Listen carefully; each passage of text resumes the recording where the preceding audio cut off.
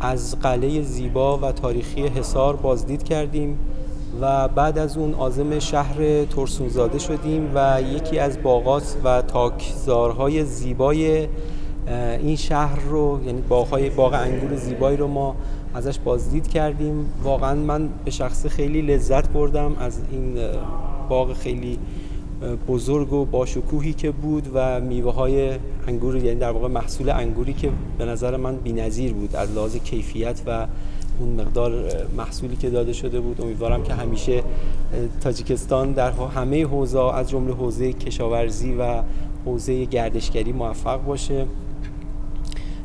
برای من به شخصه به عنوان یک ایرانی حضور در تاجیکستان، در واقع در کشوری که همزبان و همفرهنگ و همکیش ما هست، انگار که حضور در خانه در واقع وطن دوم یا حتی وطن محسوب میشه و از این بابت خیلی خوشحالم. به هر حال شما میدونید که سال 2019 تا 2021 به عنوان سال در واقع توسعه روستاها، گردشگری و هنرهای مردمی توسط رئیس جمهور محترم تاجیکستان انتخاب شده، نامگذاری شده و فکر می‌کنم فرصت خیلی خوبی هستش که در این مناسبت‌ها تاجیکستان هرچی بیشتر و بهتر به جهانیان معرفی بشه.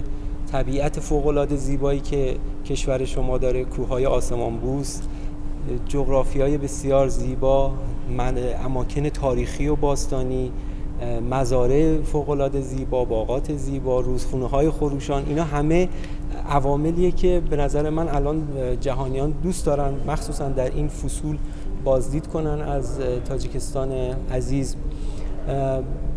جا داره که از مسئولین و کارمندان محترم کمیته رشد سیاحی تشکر کنم بابت این برنامه‌ریزی خوبی که امروز داشتن و امیدوارم که موفق باشن. از همینجا به همه مردم عزیز تاجیکستان درود میفرستم و براشون بهترینا رو آرزو میکنم. Меня зовут Фируз, я из государственного Фируз Хусанов, из Государственного комитета Республики Узбекистан по развитию туризма. Мы вот сейчас посетили объект Кохи-Наурус. Нам это здание очень понравилось. Сразу видно, тут поработали, думаю, лучшие мастера как республики. Я думаю, также были привлечены там многие эксперты. Очень красивое здание, построено со вкусом, можно сказать. Даже отделка, например, там, окраска, все в наилучшем качестве, сразу видно. Уже продолжается проект ИСАР. Прибыли мы, получается, вчера ночью. Нас очень тепло встретили. Очень понравился город, зеленый город, чистый, воздух чистый в городе, много красивых современных зданий в самом Душанбе. Посетили также Гисарскую крепость историческую. Очень нас это здание впечатлило.